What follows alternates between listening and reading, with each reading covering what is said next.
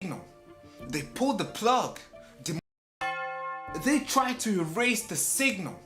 They pulled the plug. Demonetized, censored, shadow banned. That's what they did to us. But the truth, my friend, will always find the frequency. I call this Operation Airwave Liberation because I'm not just back, I'm broadcasting from ruined.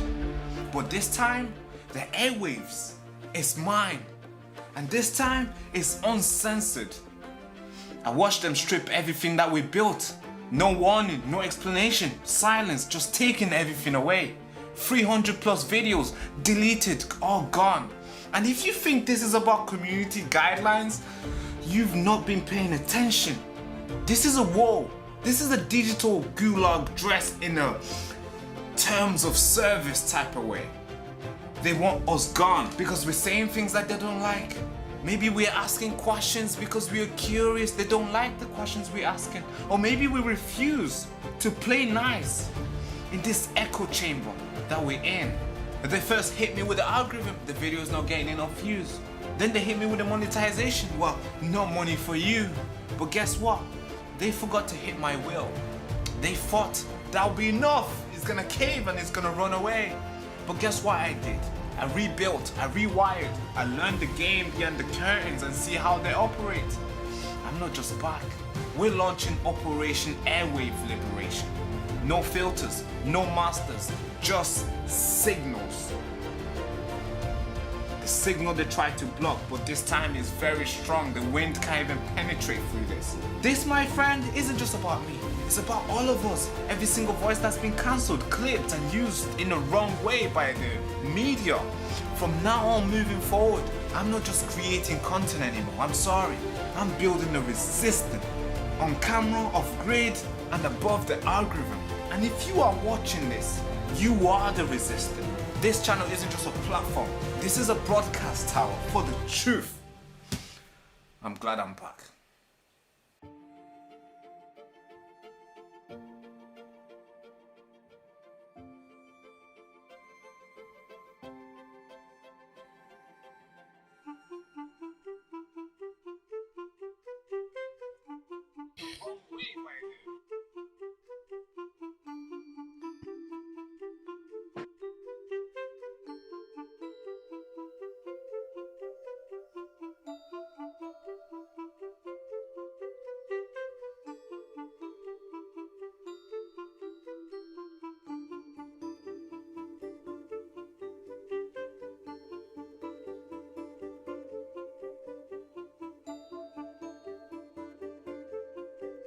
Ladies and gentlemen, patriots, truth seekers, digital warriors, welcome back to the show once again. As you already know, this is not a regular broadcast.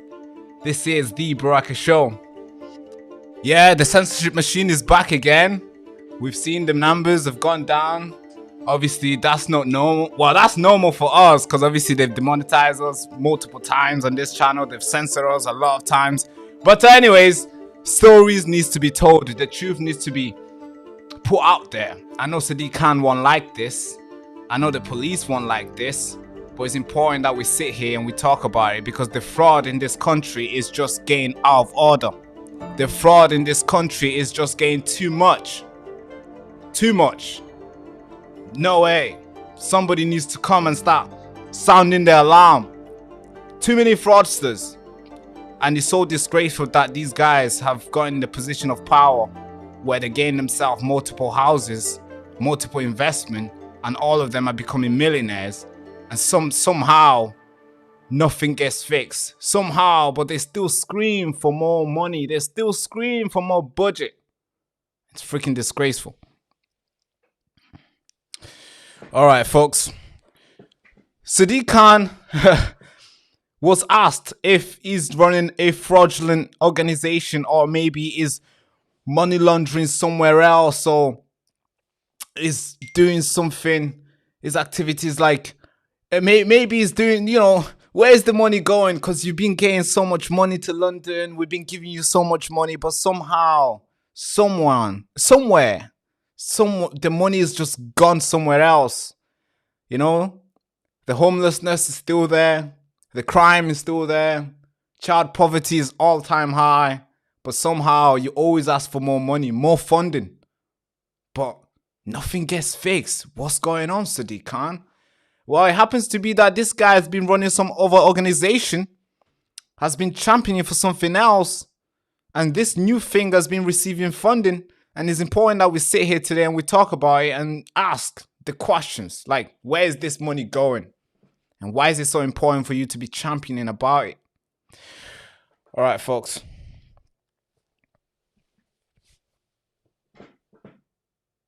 So somebody says, I don't see you drinking tea. I'm assuming and I am assuming you're feeling better today. Yes, I am feeling better today. No tea, nothing. No ginger tea, nothing. I don't have a cold anymore.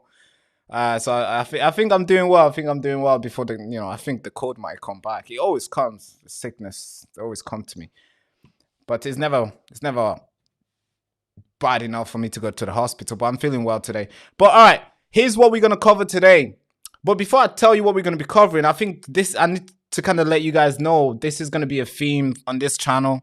We're going to be doing a regular show now. We were doing it last year. We were doing a regular show.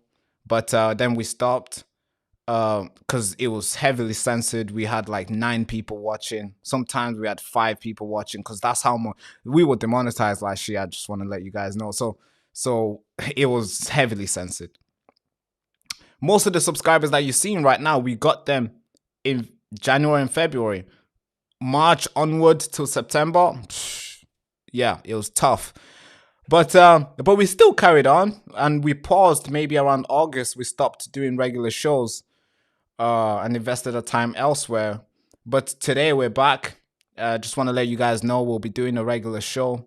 It's going to be 4 o'clock till whenever I can stop talking. All right. So we might go till 6, 2 hours, or maybe we want to go till 7, 3 hours, or maybe we might go till 8. You never know, right? You never know.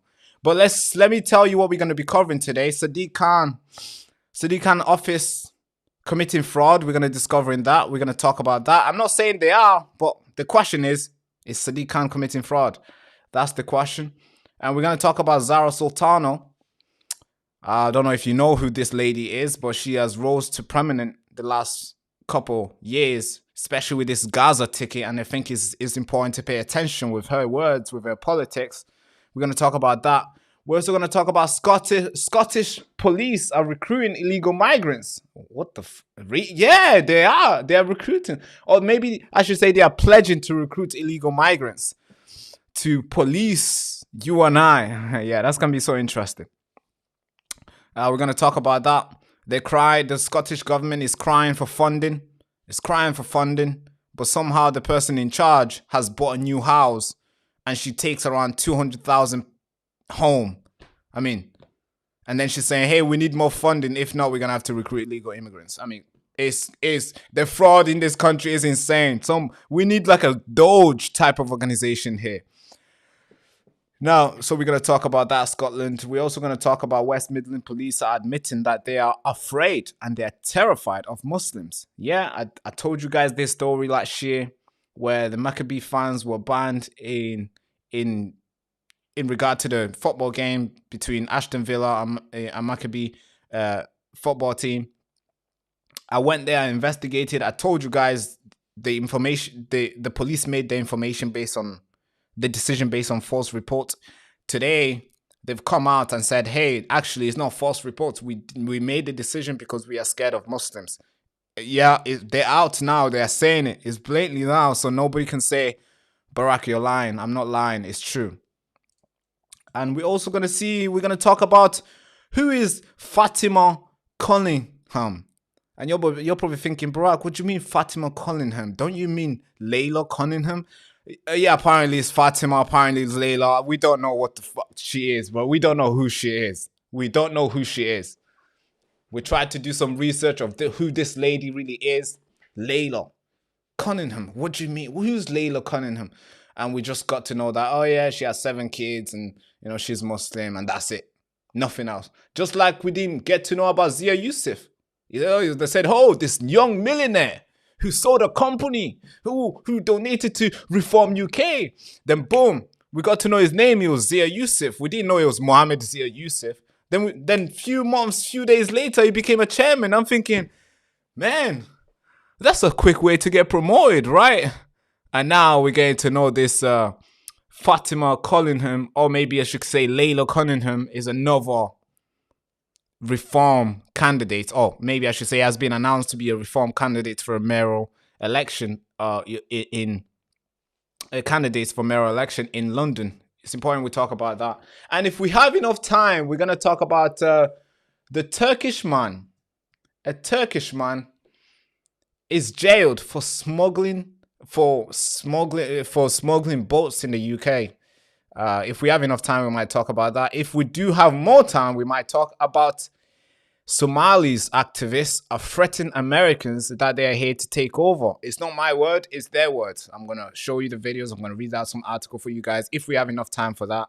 But for sure, our feature stories will be Sadiq Khan, Zara Sultana, Scotland, and West Midland Police.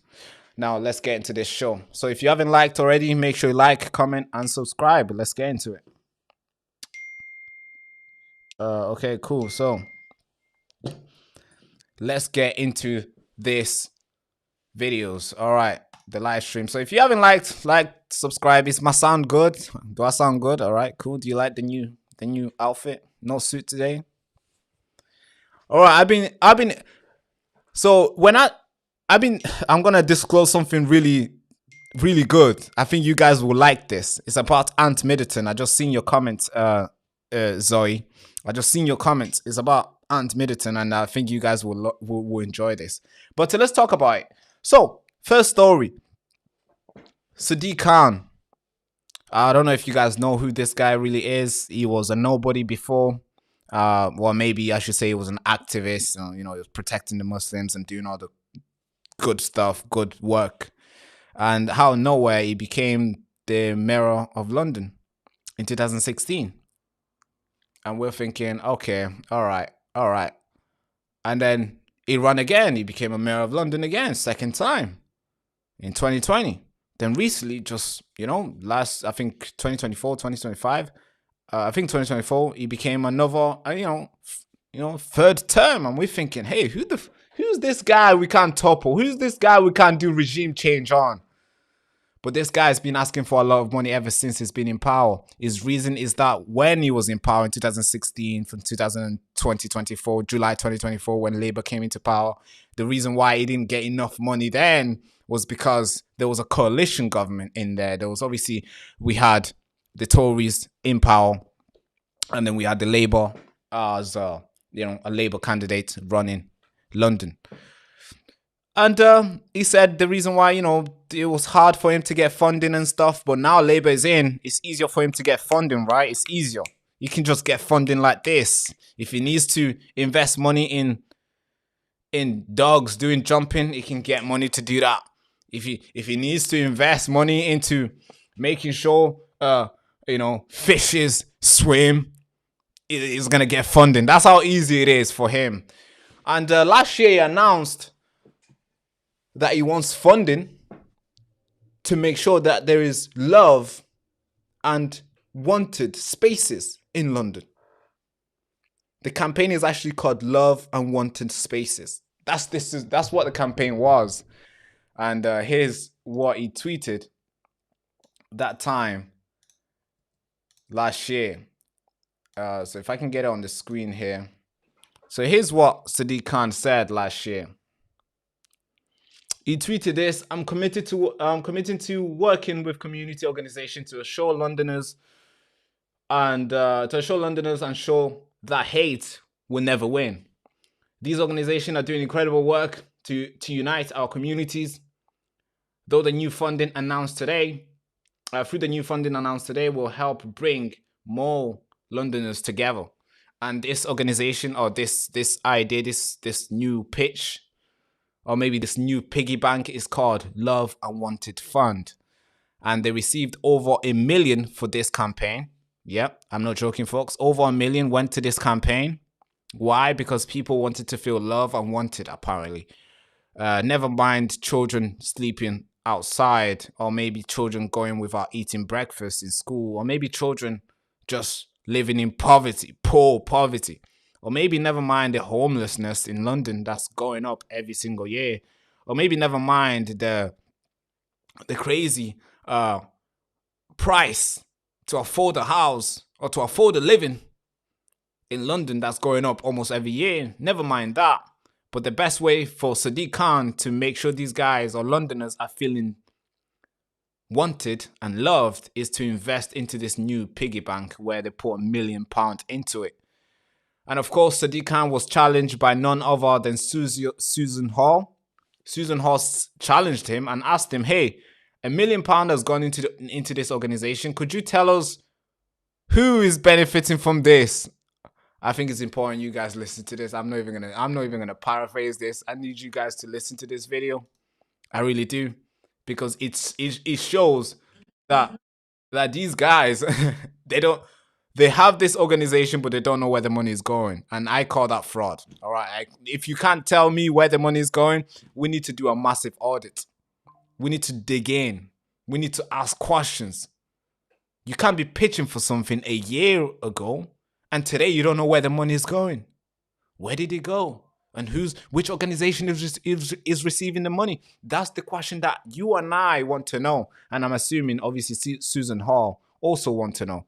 But here's the video. It's important that we play it. I think this is the Minnesota situation that we're seeing in the UK. And I'm going to do my best to uncover it and show you guys what's happening. If it's fraud, we're going to call it fraud. If it's not, we're going to call it love and wanted spaces. All right? So this is down to you, Rupinder. So this was launched, I think, on Valentine's Day, wasn't it, last year? Oh, lovely. And it's got nearly £1 million in funding. So tell me, how do you identify people that are not feeling wanted or loved? Rupinder, this is, please. I think you're in charge of it. Are you? You're not. Are you in charge of this, Tom? The Loved and Wanted campaign is a campaign that is run primarily, we'll start it off within our kind of strategy and communications colleagues, so it's not the responsibility of anyone on the panel. So who would decide? There's nearly £1 million in it. So who then, which officer would decide where that funding goes? So who decides where it specifically goes then? I'm trying to get to who holds the budget then? Is it within the community, the communications? I think the budget that you're referring to sits with the Executive Director for Community. Sits with who? Strategy, the Executive Director for Strategy and Communications. Because it's nearly £1 million. Yeah. So it's coming out the GLA. I was told that Rupinder was responsible for it. Fair enough, she's not. But there's £1 million here of taxpayers' money. I would love to know how we decide who needs to be loved and wanted. I'd love to know who holds that budget. Yeah, I was trying to get some answers from people that hold Nobody's this budget. answering. Sure. Let's take Jewish community. Yeah. My heart goes out to them. I've got friends that are really frightened now. So how would somebody decide to make them feel more wanted and loved, although you'd have to go some at the moment? So where would that sit? Who does that sit with? So,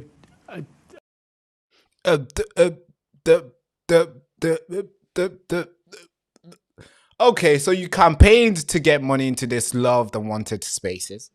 All right, £1 million was given to you. A year later, where did it go? All right, folks. If you see something like this, if you see government not telling you where the money is going, it's important you start raising the alarm. It's important you start raising the alarm. And I'm going to raise my alarm today and say, hey, this is freaking fraud. Maybe there's something here, something fishy here, something smelly here. And it's important that we dig in. We look. What's in here? Is this another Minnesota situation? And who's benefiting from this? Now, so for those of you guys who are just joining and you're probably thinking, hey, what is love and wanted spaces? What is that truly? What is that really about? Well, this is what it's about. It's about this, Sadiq Khan getting £1 million in funding. £1 million gets given to him and he's able to distribute it wherever he wants. And then he goes to a location or maybe to an organization or maybe to an NGO, whatever you want to call them. And he gives them the money for them to make their spaces loved and wanted. Do you understand? So he asked for the £1 million. We give him. All right, more money goes in the bucket. And then he goes to his friends or whoever wants to apply for this funding. And then he gives them those people money. And those people create wanted and loved spaces in London. And now you might be asking, hey, what qualifies that funding? Could somebody just come up and be like, hey, this space I have here is love and wanted spaces. Could I get 60,000, money allocated to my business as well? Well, essentially anyone could do it. So maybe if you have a pride flag inside your business, that is love and wanted spaces.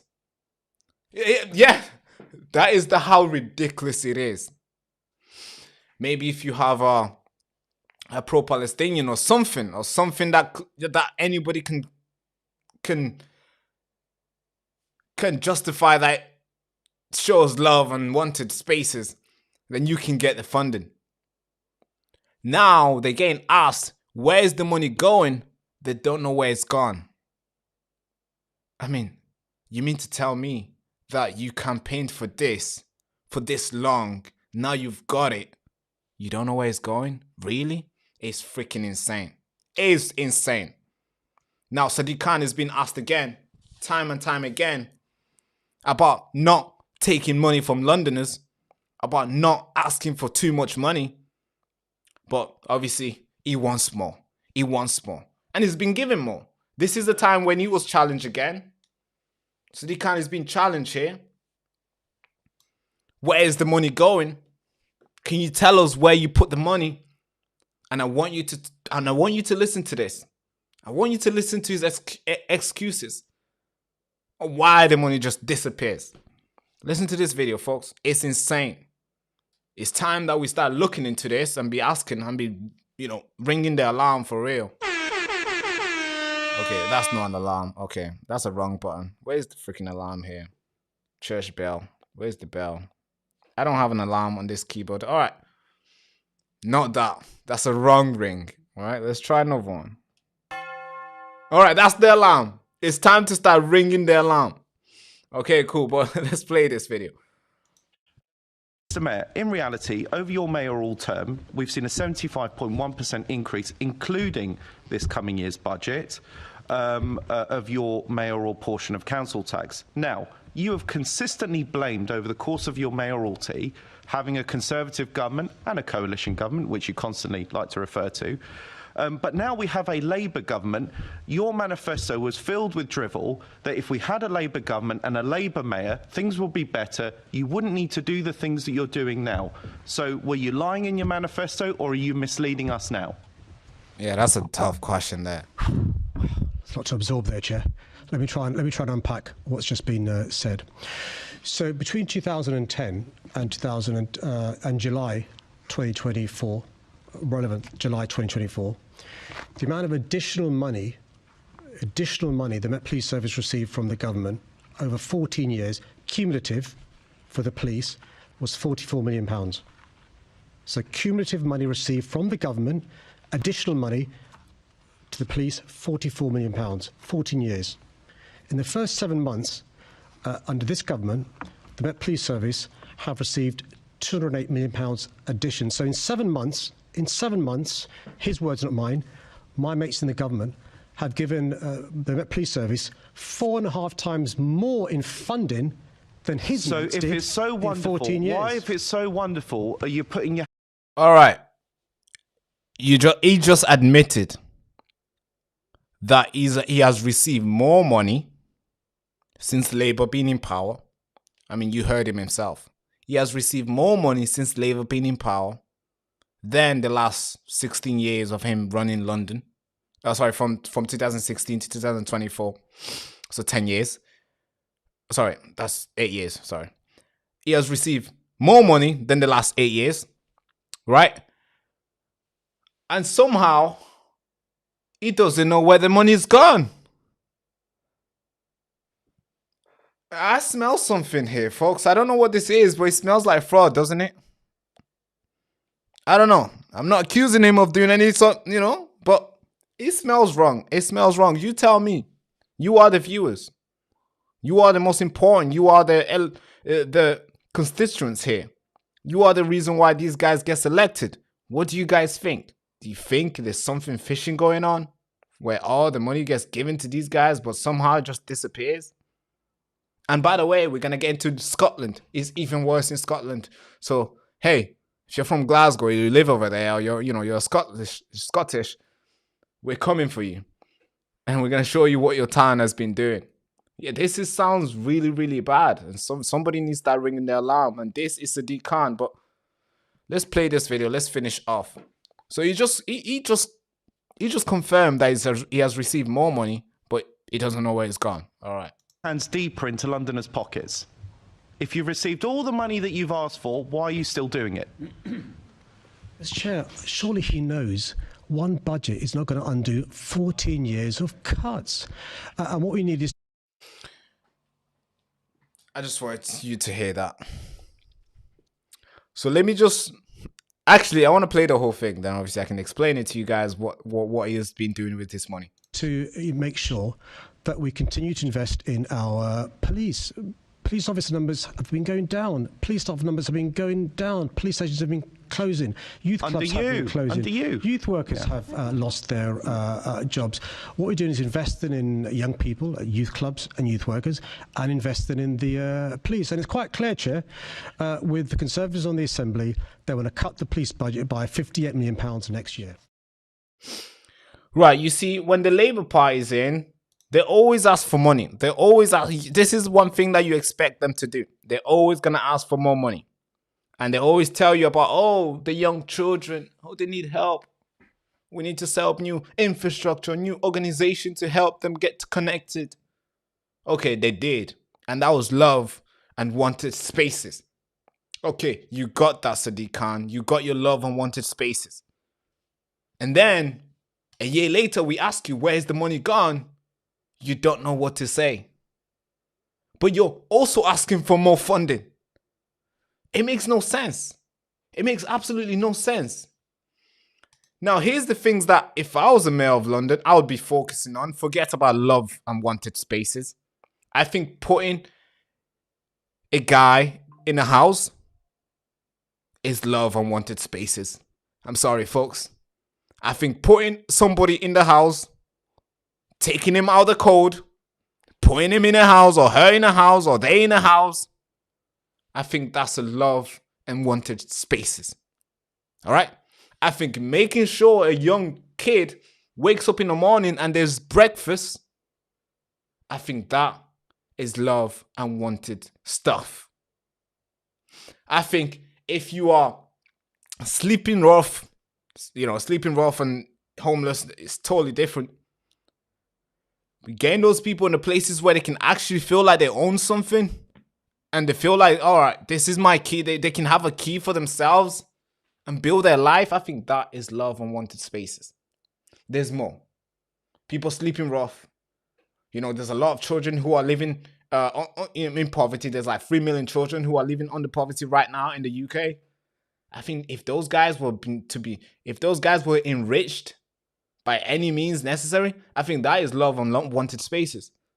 But no, Sadiq Khan asked for 1 million. I think it's more, but obviously we know it's 1 million according to our reports, but I can probably tell it's probably more.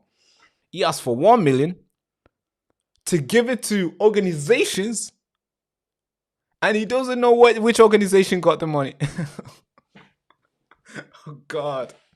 All right, I don't want to bang on this same story because I think you understand where we are. I can't really say it's fraud because I don't have proof.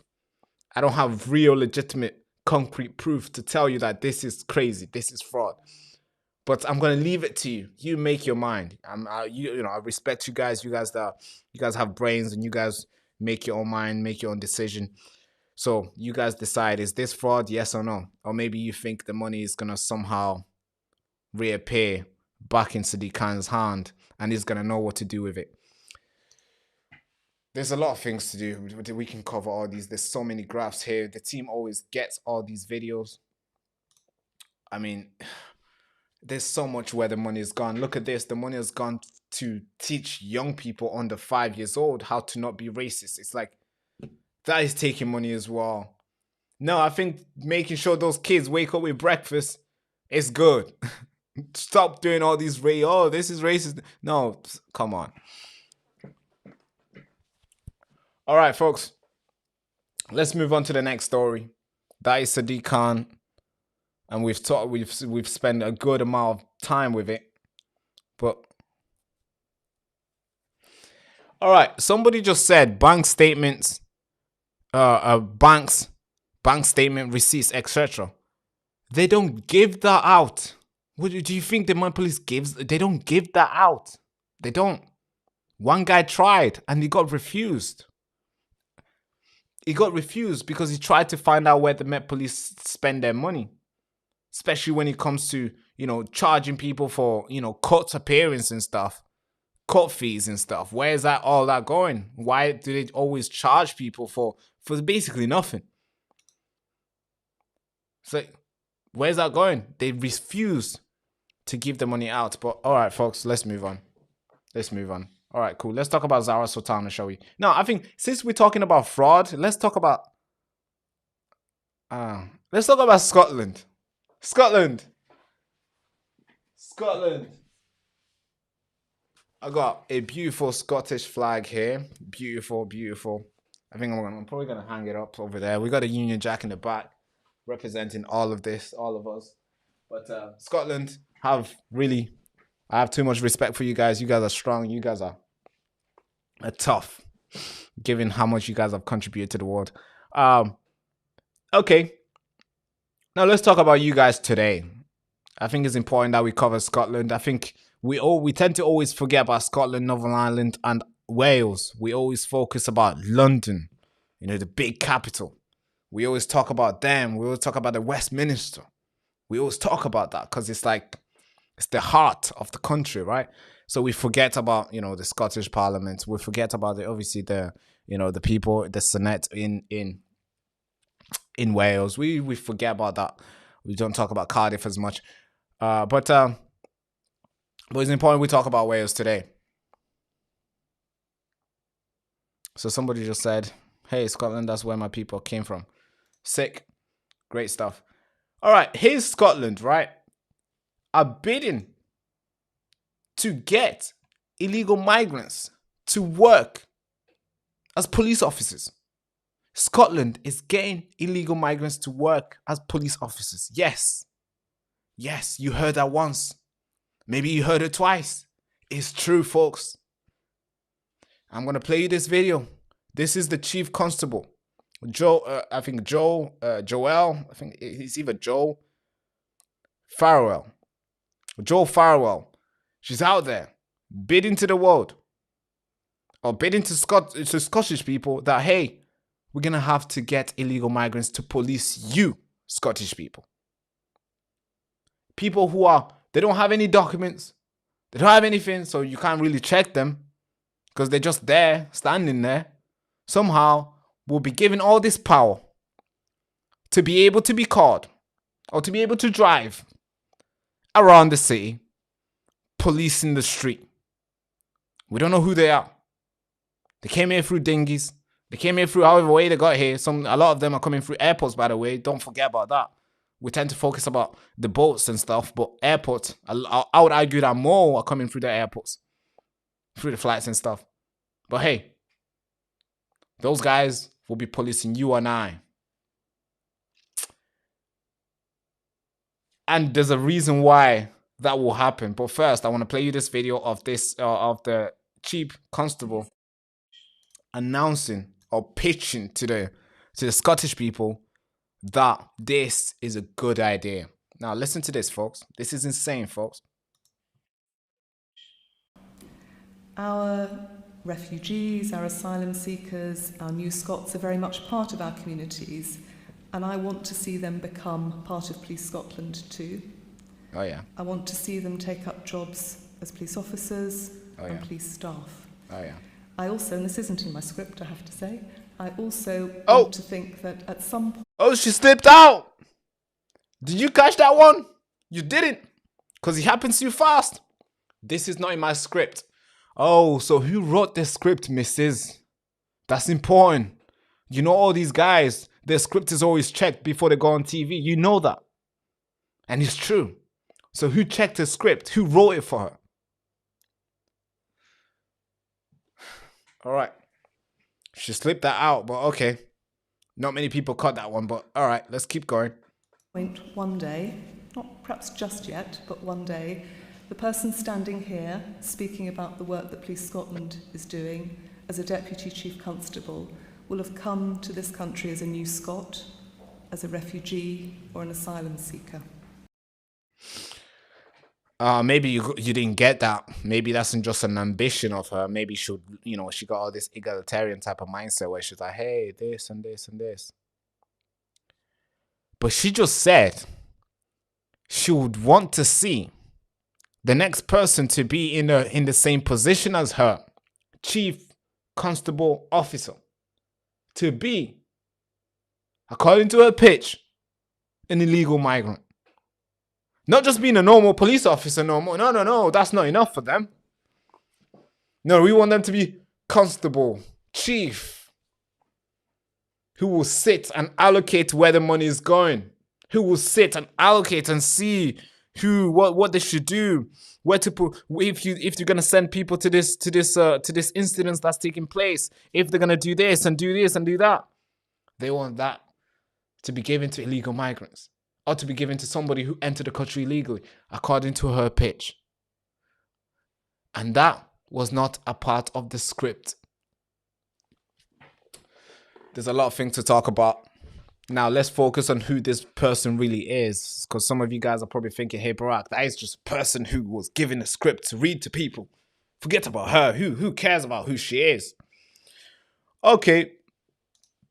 Here's an article that was published not long ago.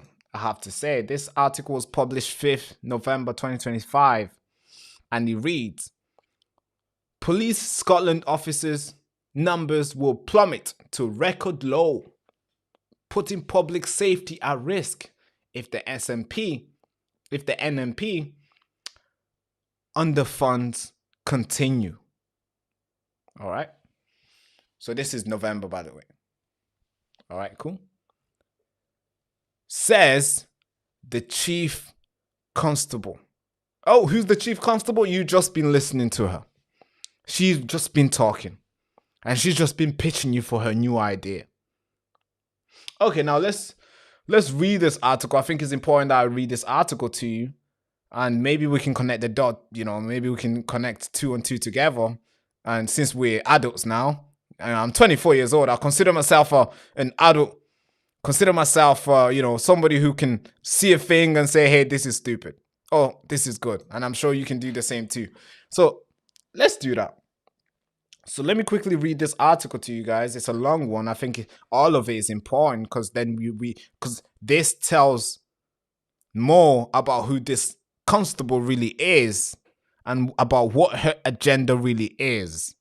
And then I'm gonna show you another article that was published not today, not yesterday, not November 5th, but time ago, showing that the same person who's asking for more money has been banking so much money for the job that she's doing.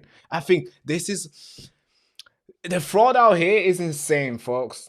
It's fucking insane. All right, cool. Let me read this article. Police Scotland officers' number could drop to a record low if obviously the SNP fails to hand over 105 million. Yes, believe it, 105 million is what is being asked to Police Scotland. Where is all this money going? 105. 105. Not 10.5. 105 million.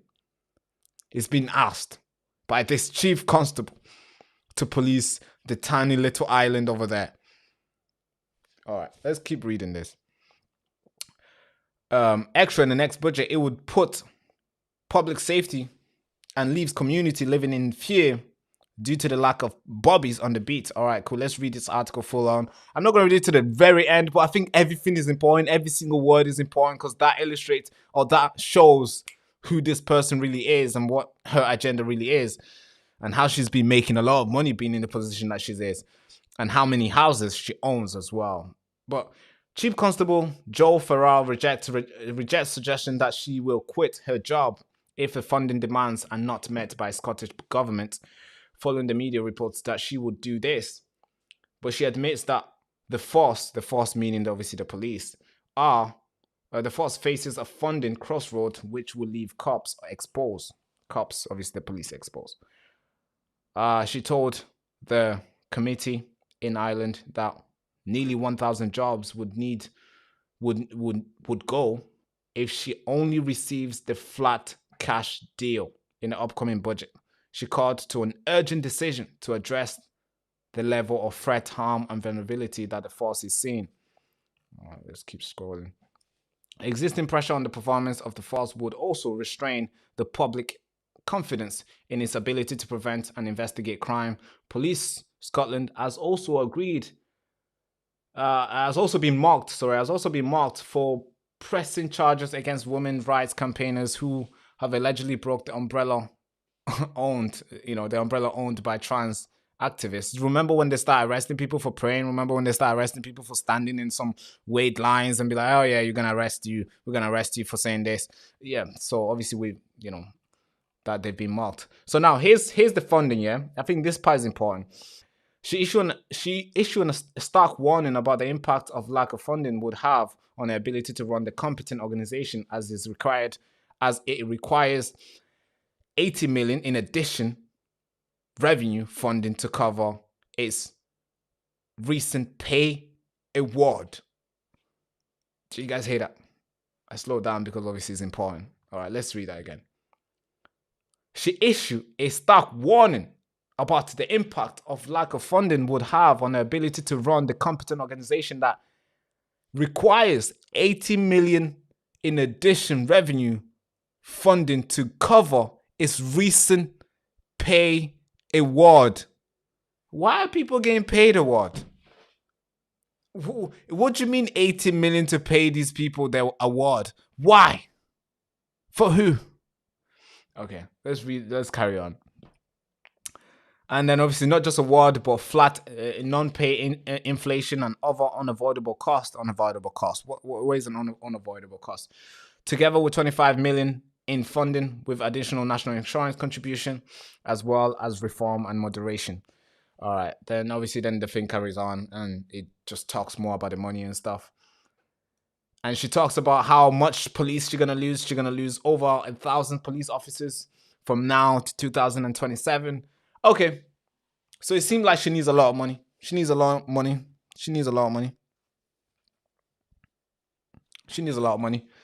Okay, cool. Now, this article was published long time ago. When was this published? Let's see. Oh man, I can't really. It's a picture of an article that was published November 2020. It looks like 2025. It's a picture of it. I think I'm gonna put it on the screen so you can see. You can see which lady I'm talking about. It's the same lady. It's the freaking same lady. This is Scotland, folks. This is freaking Scotland. It's crazy. The fraud is insane. This lady who's asking for 105 million pounds to police Scotland. Freaking Scotland, yes. It's a tiny little places, folks. She wants 105 million to police them. And 80 million is to award the offers to the to give the award to obviously the offers that they've made to their officers. All right, this is an article about her, who she is. Okay. Now, if we zoom in here, right here, if we zoom in here, you know, she's talking about her thing. If we zoom in right here, she bought her new house Do you know how much money she earns?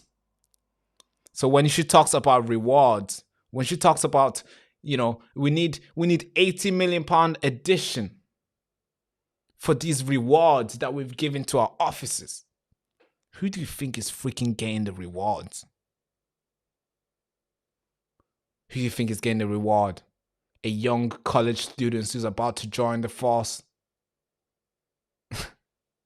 Or a guy who's been in there for like 50 years and he doesn't want to retire and he's just accumulating money and retirement pension and he's just taking all the money, and she happens to be a part of those groups because she takes home £170,000. That's how much she takes home, folks. That's how much she takes home to being a chief constable. I mean, that's more than a nurse.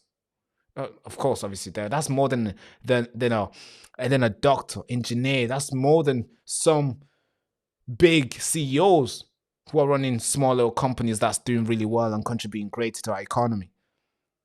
But this lady takes home over £170,000. She takes home. She bought a new home recently, £500,000. Not a first home, a second home. Oh God, these people, just like we've seen with Angela Rayner, it's the freaking same thing. It's the same thing, folks. These guys just take and take and take. It's insane. And it's important that we talk about it.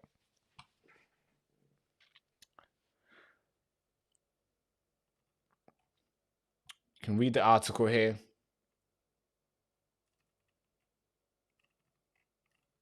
On how she managed to pay off a new home. You know? She gets all the benefits. Being the constable. She does all the good work, I assume. She makes a lot of money.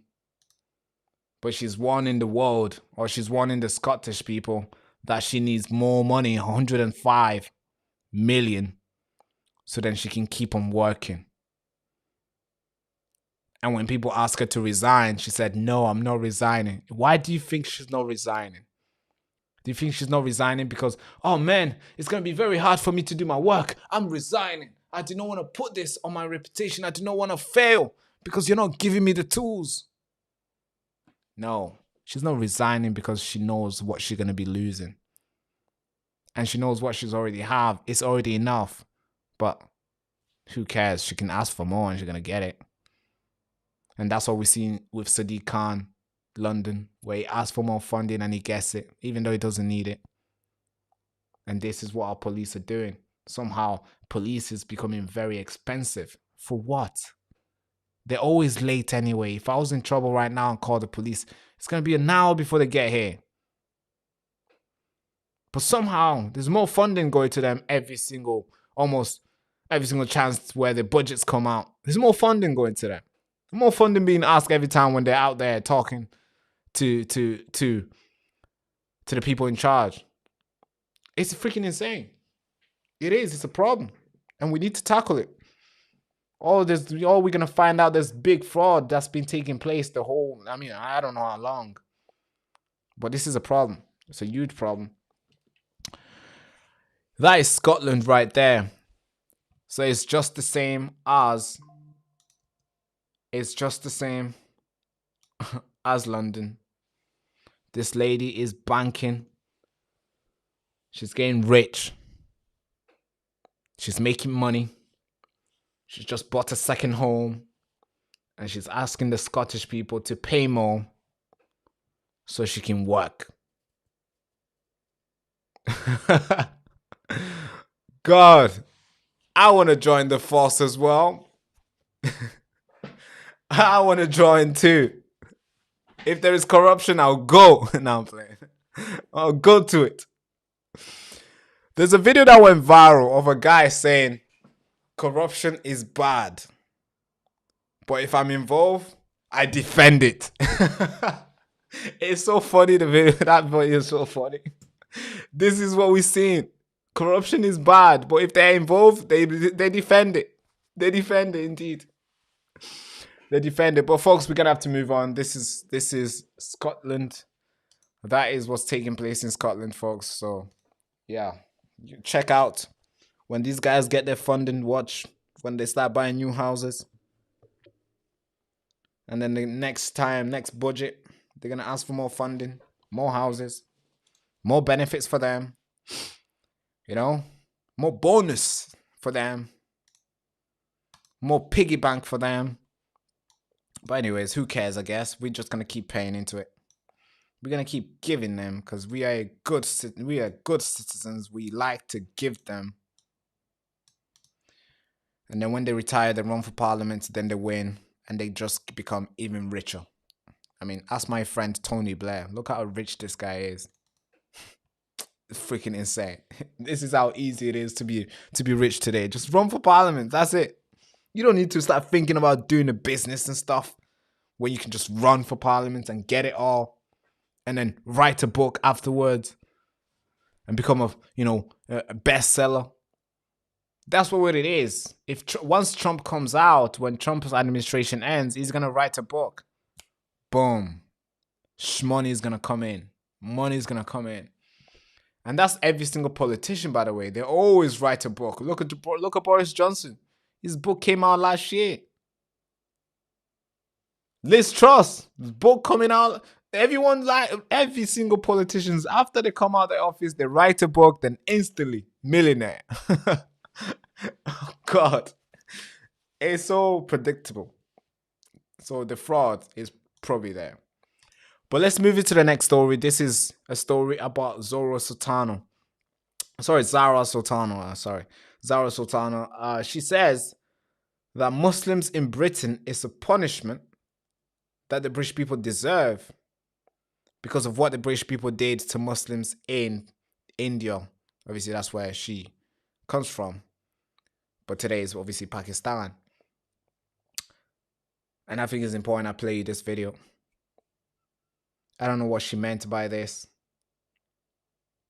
But she's becoming a very important voice in politics to the people on the left. She's been quoted. She's been invited to speak. She's been everywhere. And now she launched one of the biggest party one of the next upcoming biggest party in the country.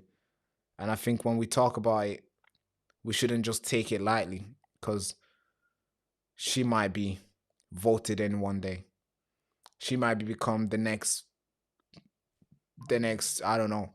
She might be a part of the next minister.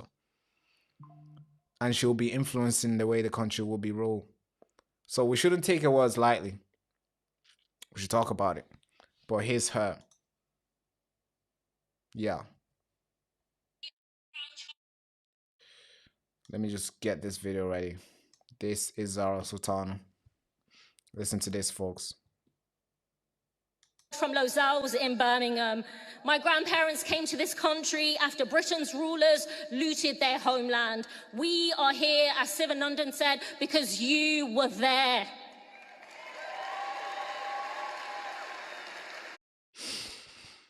Yeah, super simple, I guess.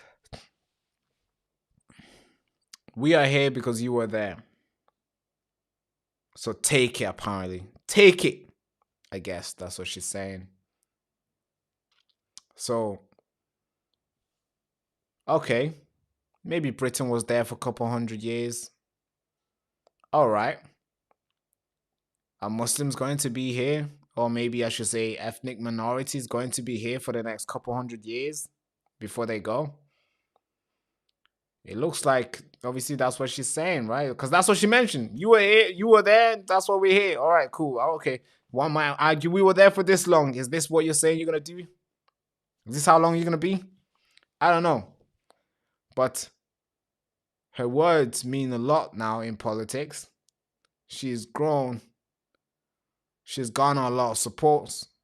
And I think we shouldn't take her word lightly because she might, the next maybe 10 years from now, the way it's going, she might be ruling the country soon. With her and the best friends, Zach Polinsky. Or maybe, Jeremy Corbyn and all the the Palestinian mafias. They might be in charge. Maybe they might be in charge. But okay, let's carry on. Let's hear what she says next.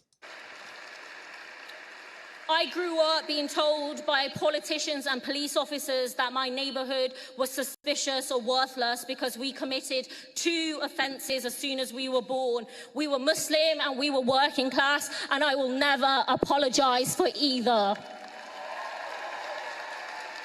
Police officers. Yeah, that is what she said, and she's going viral for this. She's getting viral for this. She's going viral. And a lot of people are clapping, chanting.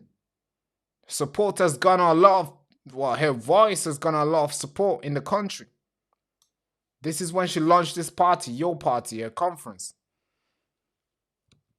And it looks like this is going to be the next voice that we're going to have to fear in the UK.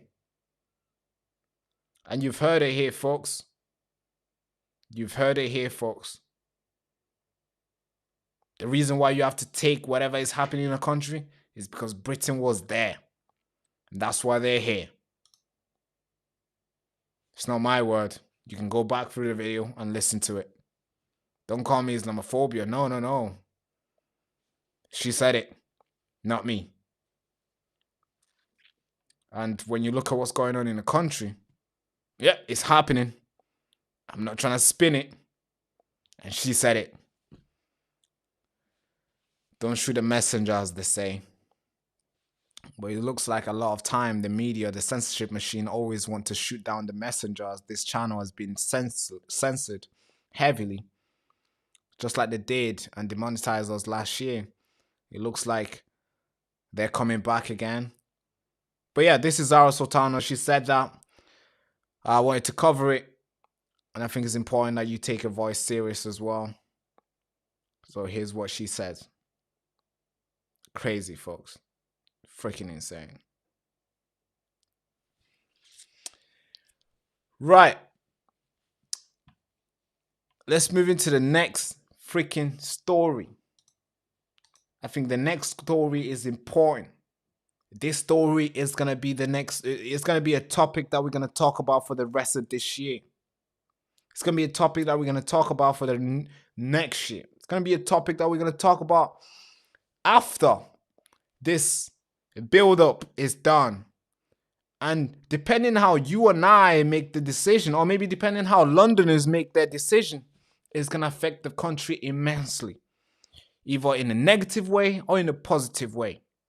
And I've been going back and forth with a man I think you guys have heard of before. I think you guys have seen before.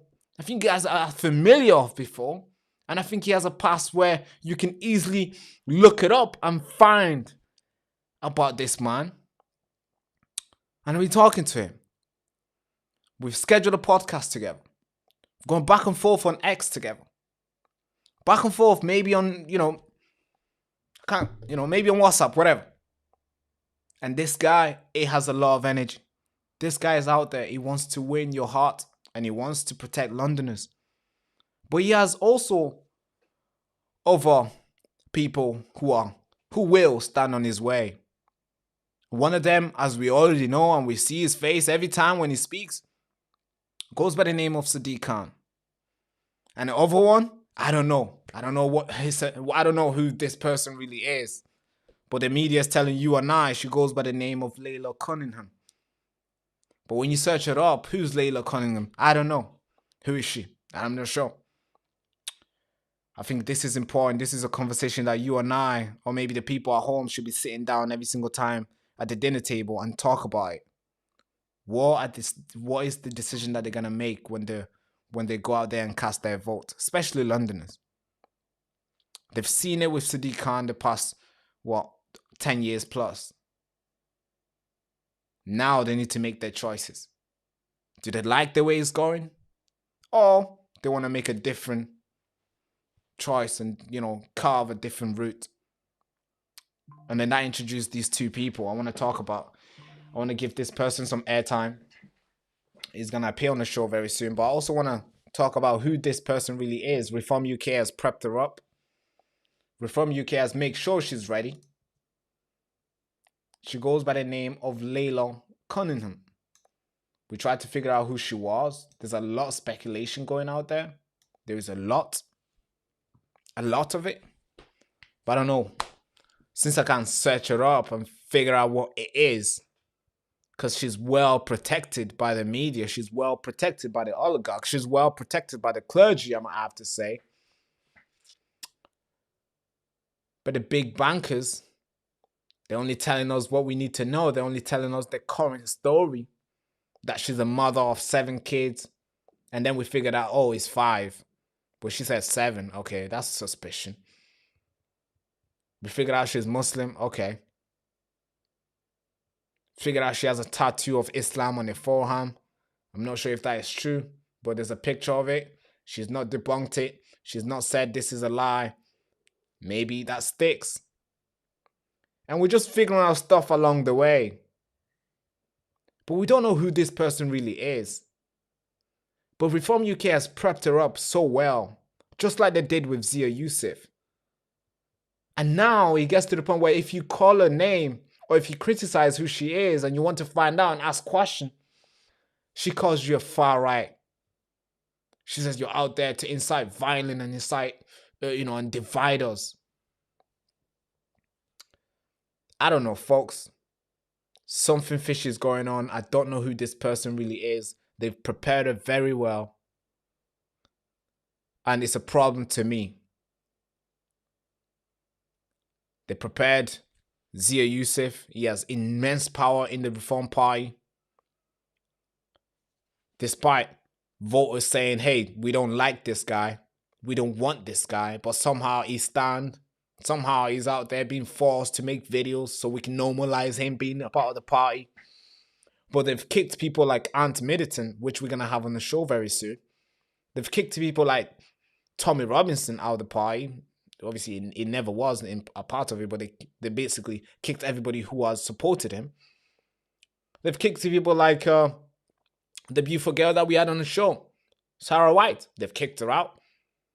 They've kicked guys like Howard Cox, who we're going to have on the show very soon. They've kicked him out. They've kicked several people out. Ben Habib, who we had on the show. What a great guy this guy really is. They've kicked him out. They've kicked every single person out. But somehow, this lady is being prepped, prepared, ready to take the throne, ready to take London. And she's being put out there almost like a hero mother who was out there tackling gang, who was out there arresting people. But here's the speech from her. I think it's important that I play it to you. It's a long speech, so I'm going to skip through it. Or maybe I might just end it midway. It's a long speech. It is. Then I'm going to talk about Art Middleton and how serious he is in running. Because I think these guys also deserve, they both equally deserve some airtime. They both equally deserve some scrutiny. As obviously, I'm not here to feed you information, one-sided information, to undermine the other person. Of course not. That's not the way. That's not the best way of doing it. I think the best way of doing it is showing all out. But this is Layla Cunningham. And just listen to the way she's saying stuff. I think when you're giving a speech for you to become the mayor of London, you should not use a teleprompter. Simple as. If you're trying to win me over about how much you love this country, you should not have to use a teleprompter to tell me that. Because I know who writes people's script, especially when it comes to politicians. Their script is heavily crafted. Very nice, crafted in a way where it's like Noah's Ark. Super smooth. Ready to tackle any sort of heavy flood of criticism. And that's what it was when you're listening to this speech. Word by word, nicely written for her to read out. Stumbles across the way, I have to say. But I think if you're trying to run for the Mayor of London, you should not use a teleprompter. You should look at us in the eye and tell us how you feel. How much do you love this country? What are you going to do for her? How hard are you going to fight for her? This is the capital city, by the way. If you remove London from the United Kingdom, we become a third world. I have to tell you that. That's how important London really is to United Kingdom. You remove London away, we are going to be compared to Bangladesh. I know, yes. That's how important that part of this country really is. But listen to this speech, folks. City, with all my heart. But unlike some in this room, I'm not blind to what it's become. London, one of the greatest cities on earth, is no longer safe. And that didn't happen by accident. That happened on Sadiq Khan's watch. Let's just go through some stats. Knife crime in London is up 68% since 2016. Robbery is up by more than 50% during that same period. More than 100 phones are stolen every single year, and that's just those we know about. We are living, ladies and gentlemen, through a rape epidemic. You see, crime for me is not theoretical, like some of the journalists who say I'm scaremonging.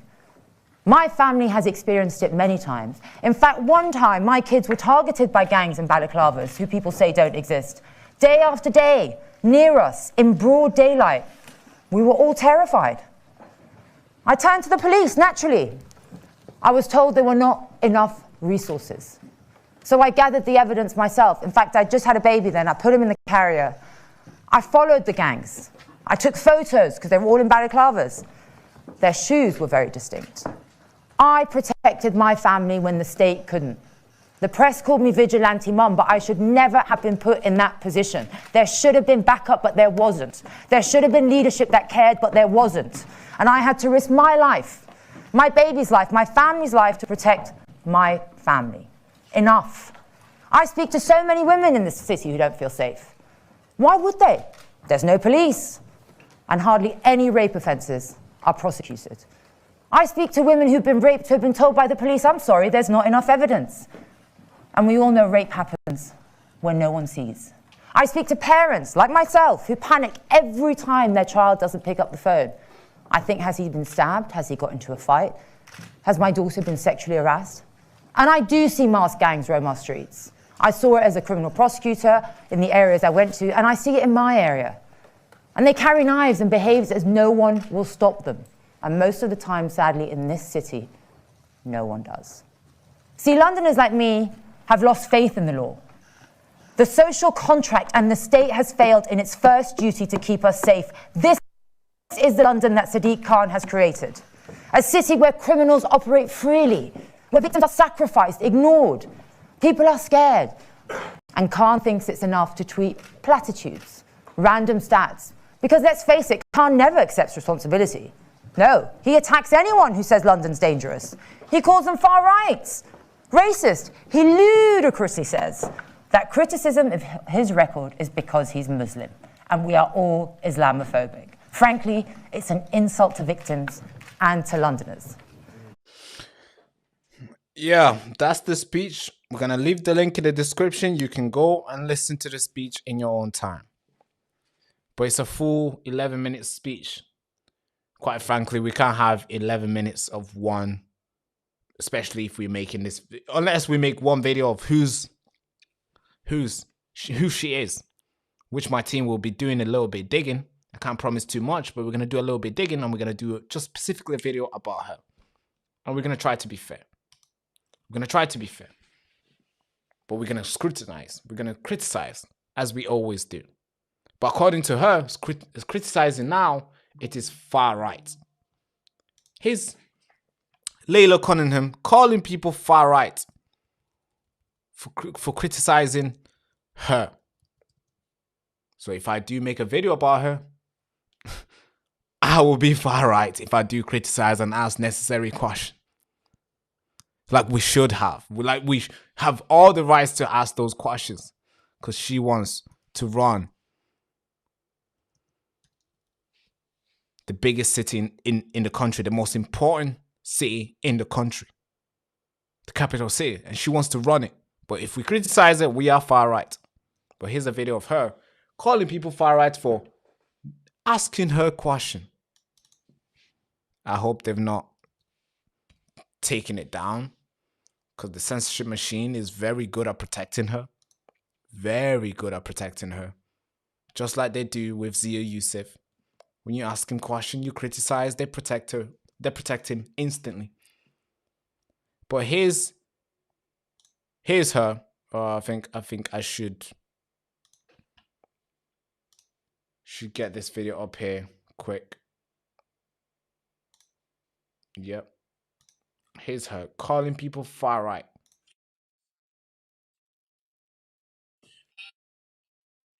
There's been a bit of a brouhaha since you've been announced as a candidate today.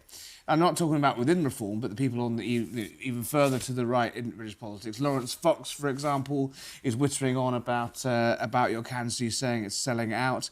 Dan Wootton has suggested that you're somehow some sort of possibly, quote, possibly an Islamist, and Reform have Capitulated. Capitulated, that's the word, to Islamists. What's your response to that? Number one, they're not the right, they're the far right, right? And I don't even think that they're far right. They're just, you know, the thing is, I don't see myself as a British Muslim, a British Egyptian. All right, we can end it there. We can end it there. So if you criticize her and you call her names and you do whatever, you are a far right. You are... I mean, let's carry on watching this. I mean, it's only fair if we just carry... Maybe she can explain herself what she really means. Or is she going to just dig her own grave here politically in this video? But let's play it. I see myself as a British person. That's it. And whether you're Muslim, Hindu, Catholic, gay, trans, you know, we need a mayor that is there for everyone equally, not some select groups. What do you think they're trying to do there with by sort of stirring up? Well, you know, the suggestion that you're possibly an Islamist. I mean, how does that make you feel? What is your response to that direct, ridiculous charge? It's so ridiculous. I just ignore it. Honestly, it's some Twitter tunnel vision that they have. I'm the strongest person to call out radical Islam. I'm the strongest person to say that if Muslims move here, they have to embrace British values. Do you think the debate about immigration in this country is going down a sort of path where it's becoming sort of ethno versus civic nationalists, and actually there's a sort of race? Always you have it in America, though. If you didn't come over on the Mayflower, are you really, you know, as an American, as someone who's been here for a couple of generations? What's your sort of take on the state of the debate about what, you know, it really truly means to be British, and the direction the row about immigration is going? So I think on X, it's very toxic, right? Yeah. I've been called a Muslim CUNT, if I can say that on You TV, can. all the time, or an Islamic, you know, various things. On other social medias, it's so positive. I think X is a dangerous place for that. On the streets, I don't feel that. Not at all. What's the response been like from, you know, rank and file Reform members? Amazing. You know, rank and file Reform members embrace everyone. They require one thing. That you love this country and you want the best for it and you want to contribute to it. And if that is what you want, then you are more than welcome in Reform. And that's what people don't understand. We're not anti-immigrant. We're not anti-anyone. We are anti-people who are anti-British. So if you love the country, you can just join Reform. That easy. So if I'm not saying she is, but I'm saying if somebody wants to change the country because they love it, they can join Reform. What if ISIS or maybe Boko Haram or the Brotherhood says, hey, I love this country? Does that mean they join Reform? I don't know, folks. But if you take that word literally, that's what it means. But I have to also cover this other guy. He's been making a lot of noise. We've been chopping it up on Twitter. Can't really show you that. I think that's but I can show you public information, public conversation. So I posted this on X. I posted this message on X, and this was the response. I said, so Londoners will get a Muslim out to put another Muslim in. I'm beyond Ant Middleton. London needs a warrior. I think last night. Oh no, yesterday, 4 p.m. Sorry, 5 p.m. And Ant Middleton waited in, and he said, "Flag, salute." Now, that just got a lot of response. A lot of response went to it. Obviously, people went commenting. Obviously, people hating on him, people hating on her, people loving him, people loving her. And it was just various sort of response. It just went up and up and up and up. And people asking Anne Middleton to join Advance UK. But then I also posted this tweet asking, who is Layla Cunningham? Who is she? And quite frankly, you couldn't tell who she is. You couldn't find what is it about her, apart from what she tells us. Nothing. There's nothing you can go out there and find who, and nobody's telling us who she is. Why is the media outlet is not out there? Why is the news outlet is not making like a good publication about who she is? But no, they're just saying, oh, she's a mom. All right, thank you very much. She's a mom. Okay. There's millions of mom in the UK. Does that mean they qualify as well?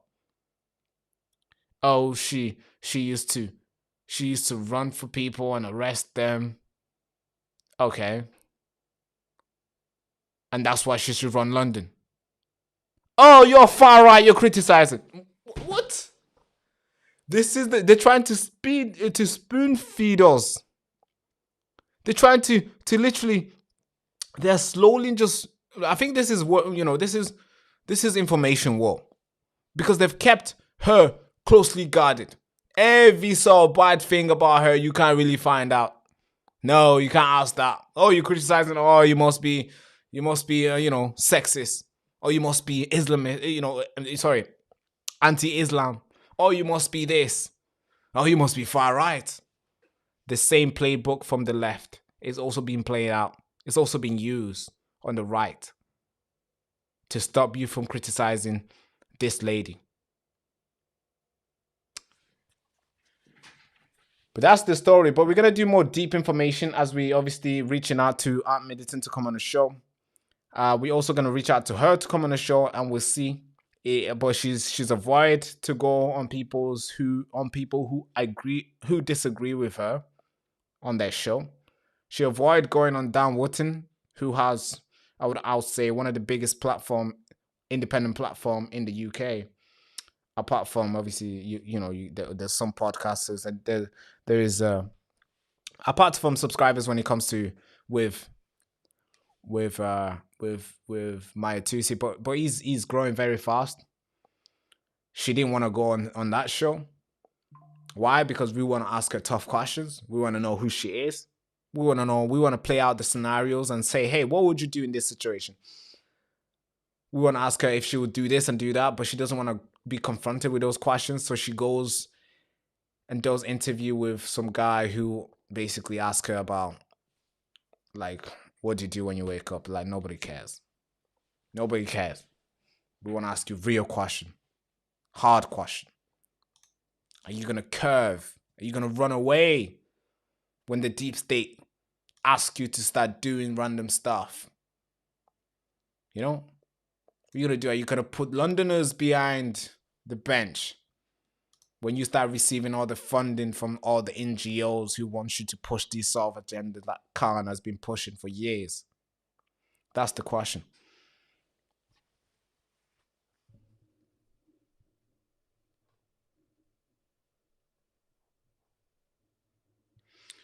So somebody just said, when you only go to shows with people that agree with you, you might as well interview yourself in the mirror. That's true. That is correct.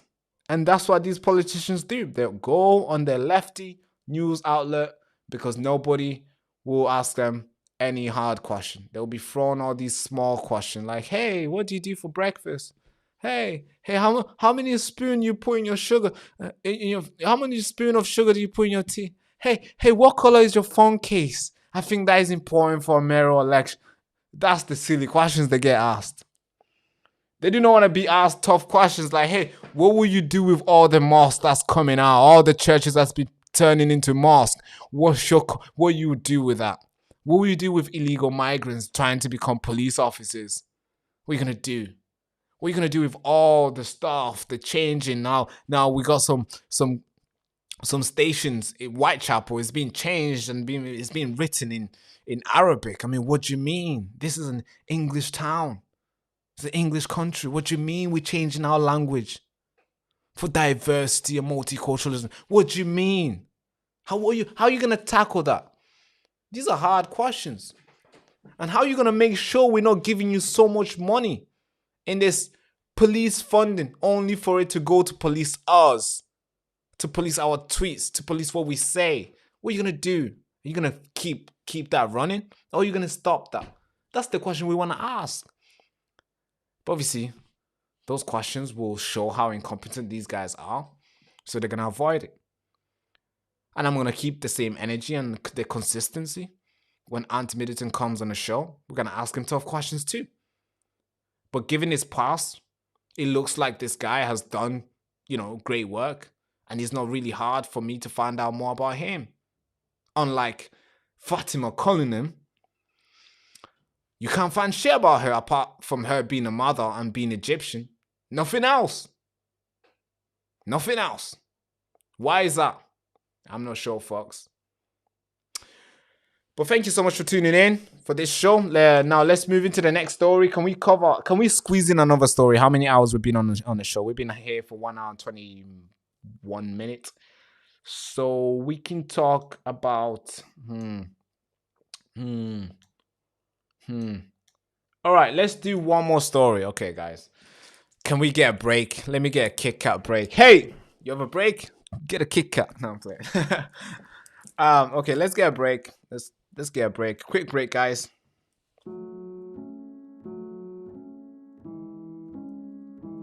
Actually, let's do a proper break. This is your Frontline on Information War. We're building something big here. I don't know if you know, but the amount of things I'm going to announce to you next year, it's going to be insane. We got so many stuff that will be happening next year. In God's grace, for sure. Put God in front of it. So, and for us to get to do those stuff, this show has to grow. It has to grow to the point where it can fund those activities. It can fund the travel back and forth. It can do that. I don't know if you guys know, but we were demonetized for 9 months this year. So we basically have not made anything from YouTube. Okay, some might argue, yeah, you got the monetization in September. Okay, September 17th, to be correct. Okay, then obviously 17th, we didn't make anything in September then. So we made October, November, and obviously December. And those are like tipping toeing numbers, like where it's like a couple hundred here, a couple hundred here. Those things only cover a trip to London. Never mind going on back. Never mind taking the team. Never mind upgrading the software. Never mind in paying the subscription to keep the channel going. No. So I need your support. If you like what we do here and you feel like, yeah, I like what this guy is doing. I resonate with his message. I resonate with what he stands for. I would like to see him go on. I would like to see him stand strong. Please help. Because next year is going to be huge. It's going to be big. So if you're new to the channel, make sure you like, comment, and subscribe. This is your Frontline on Information War. We're building something big here. I don't know if you know, but the amount of things I'm going to announce to you next year, it's going to be insane. We got so many stuff that will be happening next year. In God's grace, for sure. Put God in front of it. So, and for us to get to do those stuff, this show has to grow. It has to grow to the point where it can fund those activities. It can fund the travel back and forth. It can do that. I don't know if you guys know, but we were... All right, folks, let's go back into it. Let's go back into it. Now I got the energy. That's right. That's right. The energy. Ready to go. So we can go through these other stories. We can do the Midland Police, West Midland Police have admitted that they are terrified of Muslims. All right, I know you're not surprised, but obviously the country should be surprised, but I think you and I knew like these guys are scared. But it's good that they've admitted now. That they've come out and said, hey, we're scared, man. I'm sorry. I know you wanted me to arrest him, but I'm scared. What if he comes for me? Yeah, we finally figured that out now. They finally come out and said it. Just like you and I knew. These guys were scared of the Islamists in Birmingham, West Midland police. They've scared. They've been scared for years, decades. All right, let's play this video of the Met Police being asked.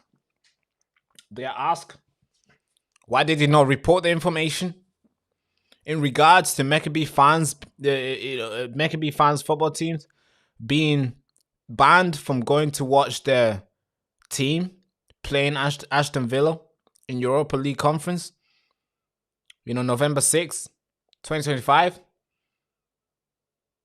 Now, they told us before the match that they were scared that Maccabee fans will bring a lot of hooligans in there, will cause a lot of trouble there, and they will do a lot of horrible stuff. That's what the Met Police told us. And they made the decision to stop or ban Maccabee fans from going to watch their team play, which obviously is an unfair thing to do, especially in sport. And all this is to do with a foreign conflict that you and I should not even be talking about. Gaza, Palestine, Israel, whatever. That's their problem.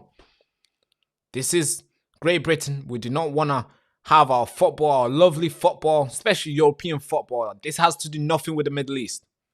Don't know why we had to cancel it or ban fans from watching their game. I don't know why. But yeah, the reason why they banned it is because they fear that these guys will come and cause problems. Okay, that's what they said. They said the Maccabee fans are the dangerous one. They're going to come in and cause trouble. They're going to be chasing Muslims. They're going to be chopping Muslims.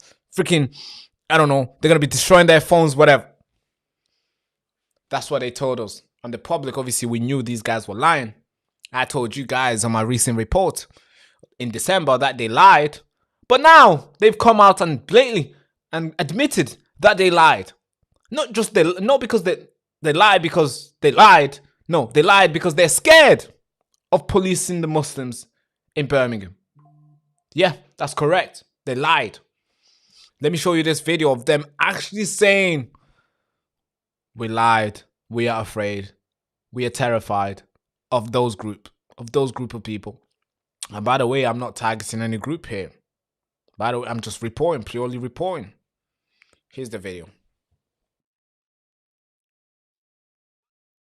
That a report has come at lunchtime today from the Times newspaper that you had information on the 5th of September that there were likely to be vigilante groups within the West Midlands community itself who were planning to take action against the Maccabee fans. How is it that this committee is just hearing this for the first time?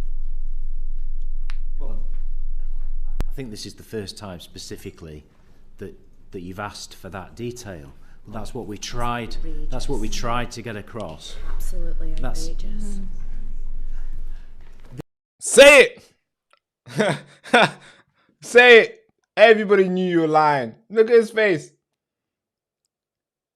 All these guys chose not to speak. They stayed silent because they knew, man. This guy definitely stayed silent. He's the one that chose to start speaking. What's his name? Greg. He's the one that came out to start speaking. And he looks terrified. He's like, hey, please don't say it. All right, let's start from here. I think this is look at all these guys. They're scared. That you've They're terrified. Asked for that detail. That's what we tried. Outrageous. That's what we tried to get across. Absolutely outrageous. Look at his face. He's like, all right, let me rephrase this. Let me come back again. Let me try lie to you simply. This is the problem, folks. It's freaking insane, folks. It's freaking insane. Crazy. Let me get you another video. There's multiple videos. Let me get you another video of them talking. This guy, his turn for him to try fix his career. But he makes it even worse. Listen to this, folks. Now they're actually saying we lied. All right, give it a go. And the challenge around risk decision making is public safety has got to be at the heart of it. So again, I understand the frustration, but there is no conspiracy here. This was a decision based on safety. Okay. So why are we only hearing about this now? Why is it that a report has come at lunchtime today from the Times newspaper that you had information on the 5th of September that there were likely to be vigilante groups within the West Midlands community itself who were planning to take action against the Maccabi fans? How is it that this committee is just hearing this for the first time? Well, I think this is the first time specifically that you've asked for that detail. That's what we tried to get across. What a freaking balloon.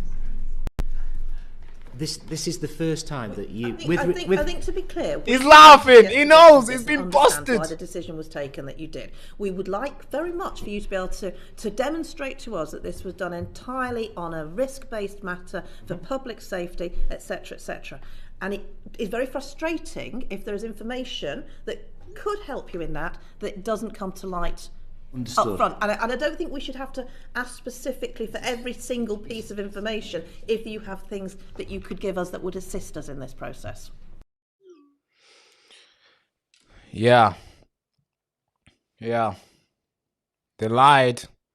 They kept the information closely guarded to defend the group that they are afraid of. And now we're finding out 2 months after they made that decision that they lied. It's freaking insane, folks. I mean, we've been knowing there's sort of, there's a little treatment that goes to these guys that we don't get. We've been knowing there's something here. There's something fishy here. Can somebody smell this fish here? Somebody's lying. Can somebody tell? Can somebody come and shout? Because we've seen how these guys behave. We've seen how the police also behave around them. They talk in a way like, hey, they're like the way nowadays police officers are saying assalamu alaikum. And you're thinking, hey, you're a police officer. Why you're in Saudi Arabia? What do you mean assalamu alaikum? What, soon you're gonna start speaking some Parsi? You're gonna speak in some Hindu as well to Indians? What, you're gonna speak some, what's the other language for Urdu for Pakistan? What else you gonna speak? You're gonna speak Swahili for people? What else? Well, you're gonna learn some other language? You know what I mean? To go out there and be like, assalamu alaikum. We knew something was going on. And thank God we got to find out this. I know it's good. I know it's late now, but it's good that we got to know that these guys are terrified by this, to police Muslims. Terrified, scared to the teeth. They get shivers every time when they go to address the imam. They get scared. They probably bow down. That's right. They probably bow down. They're like, Your Majesty. God. All right. Here's the Parliament addressing this issue as well. But I know it's very late now, but it's good that the Parliament is also waiting in and talking about this situation. But let's listen to this. Here's Katie Lamb. Apparent that West Midlands Police retrospectively created a rationale and, according to remarkable investigative work by the Sunday Times, false evidence to justify their predetermined decision to ban fans from the world's only Jewish state from going to a football match in Britain's second city. Does the Minister think that the Chief Constable of such a force can possibly be overseeing effective community policing? And how can he continue in his role? Minister. The Prime Minister, the Home Secretary and the whole government has been very clear She's gonna lie, that the wrong decision was made on this front, and we have asked the inspector to look at what happened in two parts. One is what happened in particularly around this match itself, and a wider look at the police role when it comes to safety advisory groups and how these decisions are made. We had been expecting that information before the end of the year, but because the Home Affairs Select Committee has recalled and will be seeing again the West Mids Chief Constable tomorrow, it will be slightly delayed to take that into account. But we need to wait and see what the inspector says, and that's what we will do, and that's the right thing to do, because they will be considering this in the round. Yeah. She sat there and she lied. This is what they do. They come, you ask them questions, you go hard at them, they will say some and put some words in between, and they go sit down and they look satisfied that they've shut you down and hope that you don't keep on going. This is what these guys do. It's freaking insane, folks. It's so sad that we're seeing this. It's so sad that this has come true. You know, it's so sad. It's no longer speculating now. It's real that the West Midlands police are scared. They're scared to the teeth, and it's freaking crazy. That's the situation we got in. Oh God. Oh God. Okay, cool. All right, let's move on. I think that's good. I think we've done enough stories today. All right, we've done this live. It's been 1 hour and 36 minutes. Guys, do you think it's enough now? I'm thinking to do, since this is gonna be a regular thing, yeah. Can we get a poll over there? Can we get a poll? Let me get the team to pull a poll. All right. Let's put a poll up there and ask, how long should the regular broadcast be? How long should the regular broadcast be? Let's put a poll over there. How long do you want it to be? So then we can have a consistent poll. I'm thinking maybe 2 hours is enough. I think 2 hours is good. But if I'm outside and I'm streaming in real life, then I can obviously go on for long. But how long should the regular show be? It's going to start at 4 o'clock for sure. 4 p.m. Monday to Friday. 4 p.m. How long should it go on for?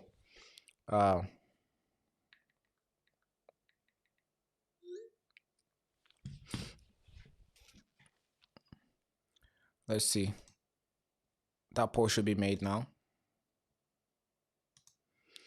All right, cool. That poll is made. Okay, great. Could you also put a poll? What time? Oh, a lot of people think 5. Oh, they think 5 o'clock. No. God. 50% of people think 5 o'clock. Oh, God. We're going to have to change the timing. Gonna have to change the timing, guys. No, I wanted to do 4, but all right. Okay, 5 o'clock it is. Okay, cool. 50% think 5 p.m. All right. 2 hour max. Yeah, 2 hour max. Okay, cool.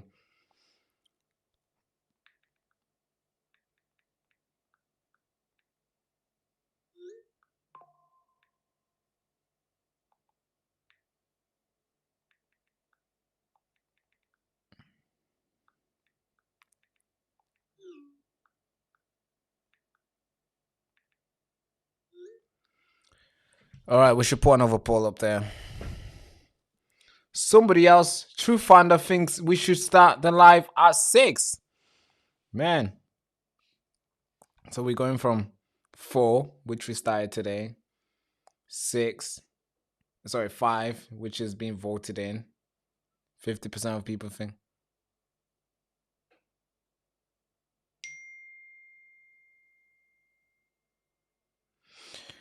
All right. So let's just wait in. As long you are got time to make a day free. Okay.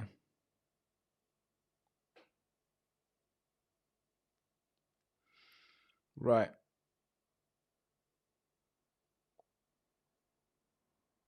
Okay.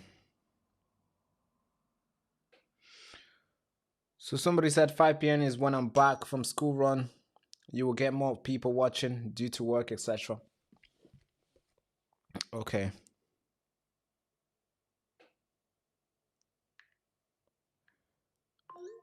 All right. Okay, what you guys think? Comment down below, because this is gonna be the new way of doing stuff. The timing.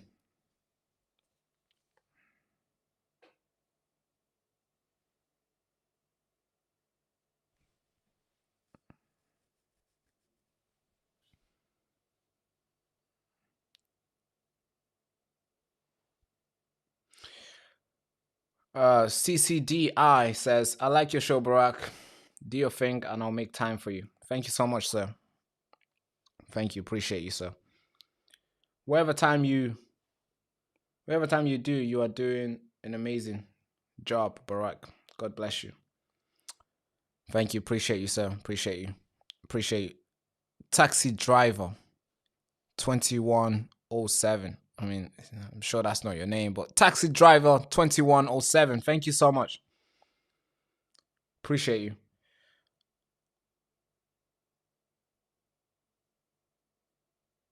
Yeah.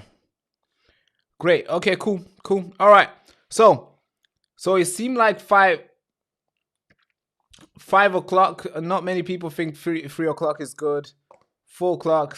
All right, cool. All right, guys, 5 o'clock it is. I'll see you guys tomorrow at 5 o'clock. 5 o'clock will be the standard time where we're going to be starting our show.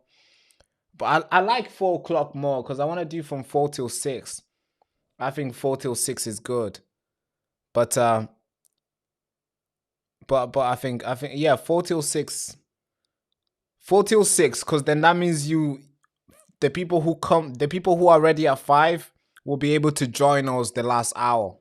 So 4 till 6. Right now we're about to reach 6 o'clock. So the people who are coming up from work will join us from 4 till 6.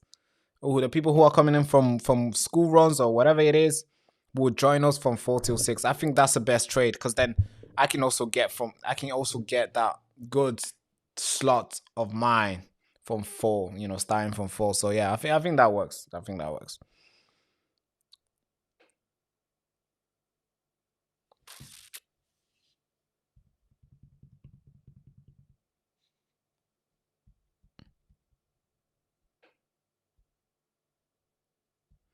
Yeah, that's true. That's true. All right, cool. Thank you so much for engaging with me. 4 till 6. Thank you so much. I'll see you tomorrow, 4 till 6. All right. I'll have a lot of stories. We're gonna talk more about this Layla Cunningham girl. I think it's important that we talk about her. I mean, this is a conversation that we're gonna have to take very serious. In 2016, we didn't take very serious when Boris Johnson left to become the prime minister, and promised the Brexit and all this thing. And then Sadiq Khan took over. Not many people took it serious. Now, a lot of people are engaged. Now, a lot of people are awake in politics.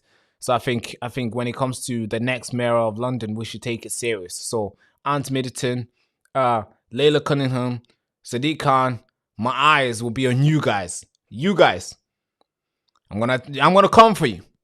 I'm gonna report every single crazy stuff that you've done. I'm gonna report every single crazy stuff that you're promising that you're gonna do.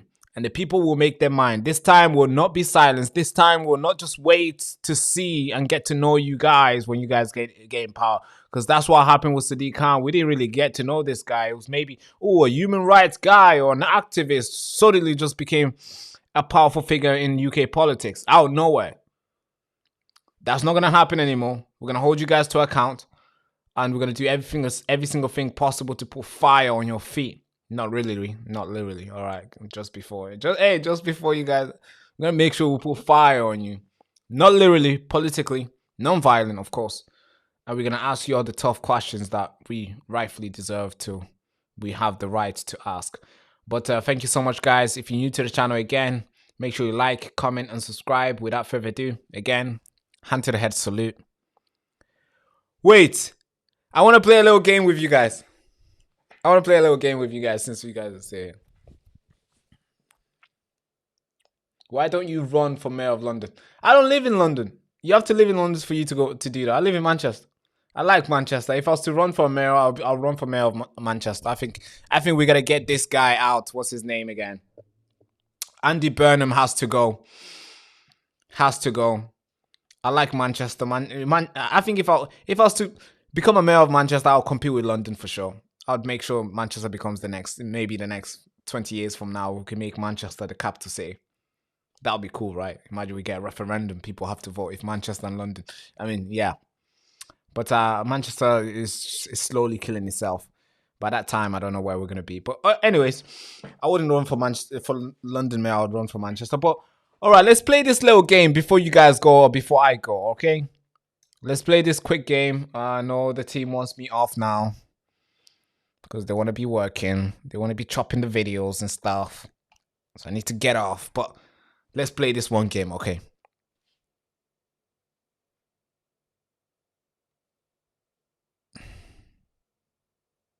Yes.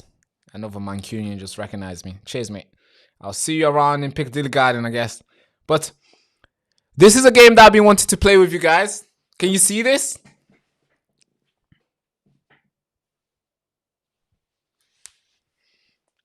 This is a game that I've been wanting to play with you guys. So we have a Patreon account and we want to grow it and we want people to join in. And this is the club that we're doing. This is the Baraka Show formation. Every single time before we start a live show, we're gonna have our lineup for the day.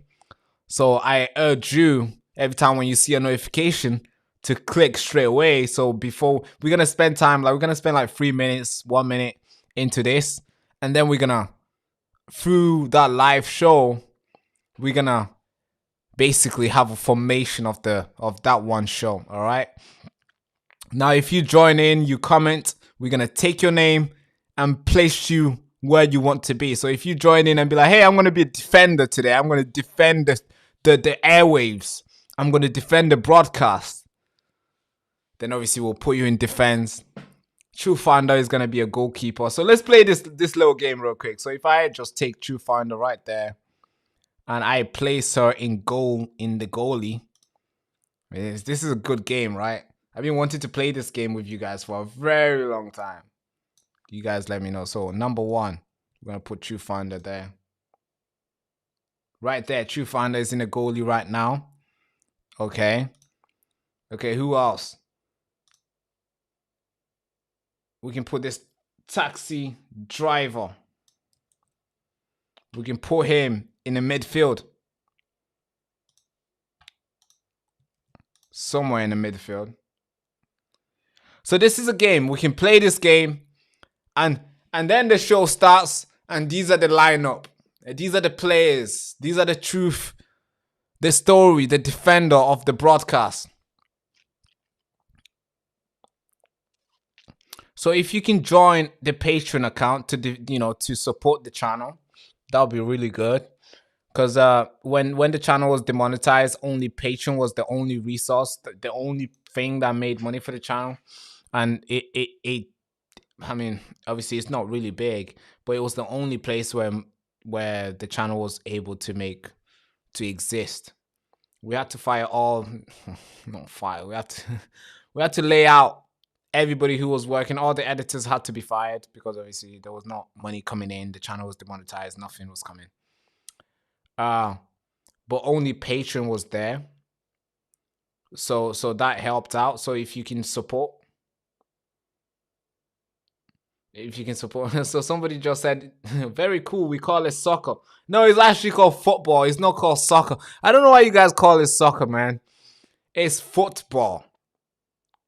Say it's football. I know when you guys, when the Americans say football, they mean picking up the ball and run.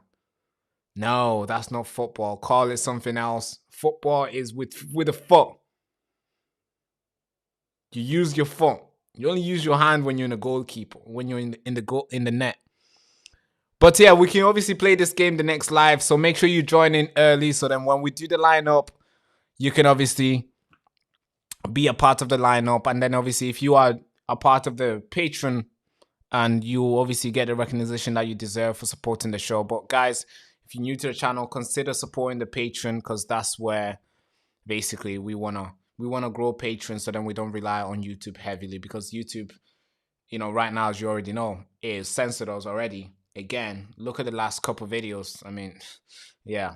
I mean, look at the views on this channel right now as we speak. So yeah, if you can join Patreon so we can have that sustainable amount coming in to support and keep the broadcast growing, that'll be good. That'll be good. But again, if you're new to the channel, again, please support or please subscribe and like this video and share future videos. But without further ado, hand to the head salute. Bye-bye, bye-bye, bye-bye. Thank you so much. They tried to erase the signal. They pulled the plug, demonetized, censored, shadow banned. That's what they did to us. But the truth, my friend, will always find the frequency. I call this Operation Airwave Liberation because I'm not just back, I'm broadcasting from ruined. But this time, the airwaves is mine. And this time, it's uncensored. I watched them strip everything that we built.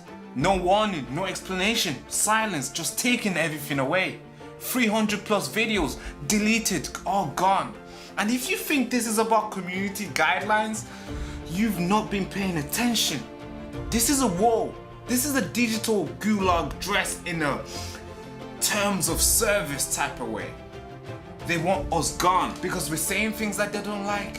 Maybe we're asking questions because we're curious. They don't like the questions we're asking. Or maybe we refuse to play nice in this echo chamber that we're in.